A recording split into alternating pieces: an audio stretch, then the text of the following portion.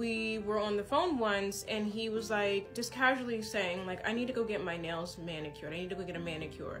And I inherently said, I was like, oh, I'll do your nails. I mean, I'll do your manicure for you. And he was just like, yeah, you used to do them in the beginning of a relationship. It's just a shame how people change. And I'm just like, I'm not going to feed into it. I'm not going to feed into this because I know where this is going, and I know that you're baiting me into an argument just so I can be in the doghouse again. Just so I can be crawling back to you to try and kiss your ass to make you feel good when you don't actually deserve it. And I was just like, I've just been working so much, and you know this. I've just been working so much. I need a refill. I'm walking around sometimes with, like, you know, a nail missing or two. So it's not personal. It's not that I'm changing. It's that I'm working so much more. And for you to make comments like that, I'm not fucking Superwoman, number one. Number two, why don't you need my finances less, and then we'll talk about you getting a manicure? How about that? But he also did it to hurt my feelings because he knew that my love language was acts of service, and I loved being able to do things for him. And I wanted to know everything about him, everything that he needed. It feels good to me when somebody knows me inside and out and knows what I'm thinking and knows what I'm expecting or what I would like or what I would want in certain situations. So I wanted to always be that for him.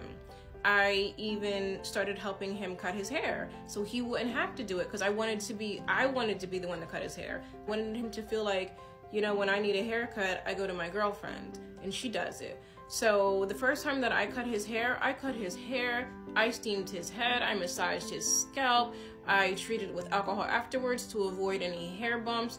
Like, I was thorough. When I gave him his first pedicure, I'm on my hands and knees, clipping his toenails, filing them down, soaking his feet in Epsom salts, steaming his feet, like massaging his feet with oils. I wanted him to feel like a king. You know, like, I wanted that. So he would literally use those acts of kindness that I couldn't do 24/7 anymore against me to bait me into an argument, because he knew how it would make me feel. And it was so selfish and self-serving, because he knew damn good and well the reason as to why I couldn't always do it for him anymore, because I was so busy and I was so damn tired. And this nigga wasn't massaging my feet, giving me a fucking pedicure, or giving me a fucking back rub without me having to ask for it.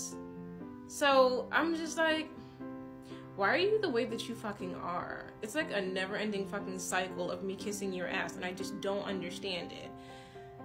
Now, with everything that I know, which you guys are going to learn shortly, I know that there was 100% tactic behind his behaviors.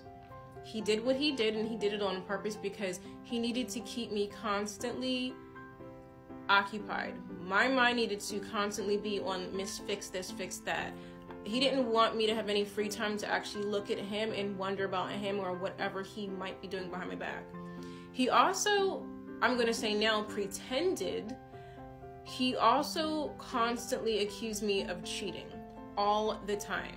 This man went through my iPhone that was in his name that he gave me. He went through my Android that was mine, all my text messages, all my phone calls. He went through my Facebook Messenger, all my messages. And he would ask me irrelevant questions. They were irrelevant to our relationship at this point because they were conversations that were previously before we even met each other or got together. And he would he would have a whole entire fucking field day with this. A whole field day. And he was using this as leverage. He would use all of this as leverage. And he would insinuate and he would imply things. And he would try and use any of the conversations I had prior to being in a relationship with him. He would try to use them to his advantage and say that it's a reflection of who I am as a woman and my character right now. And it was all just a ploy. It was literally all just a ploy. He genuinely didn't really care. He didn't actually really think that I was cheating. He was just constantly trying to find ways and things to dig up whatever dirt he thought he could find to use it as leverage in an argument. That way I was constantly kissing his ass and needing to improve and needing to impress him and be all about him. Everything was about him. That's what he wanted. And that's what he was able to get at that time. In January, he had already began his winter classes, and he told me that he had failed algebra and another class. He failed algebra and some other class, and those were classes that he took in the fall. And we didn't become official until October. And he tried to tell me that he failed his classes because of me. He said that he was just so inconsistent with his schoolwork, and that he had so much on his mind when it came to me, and that it was my fault that he failed these 2 classes. He was in this class in September, October, and November. We became official in October, at the end of October, following my gallbladder surgery when I had it removed. And I was just like, I'm not the reason you failed. You failed because you're stupid. Because in January, when he took the class again for algebra, his instructor approached him and told him just to withdraw the class because he was already failing.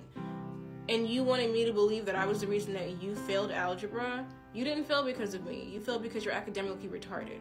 It wasn't me. It was you. Own up to being stupid. It's the least that you could do. None of the things that he told me, I ever internalized them, because I knew he was just being an asshole. I knew he was just being really mean. And there really was no room or space for accountability when it came to any of those actions, because he just felt so strongly about all the things that he did and that he said. He listened to a lot of red pill content religiously.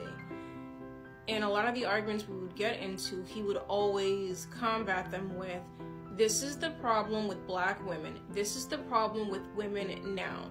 And then he once tried to use my zodiac sign against me. This is the problem with Aquariuses.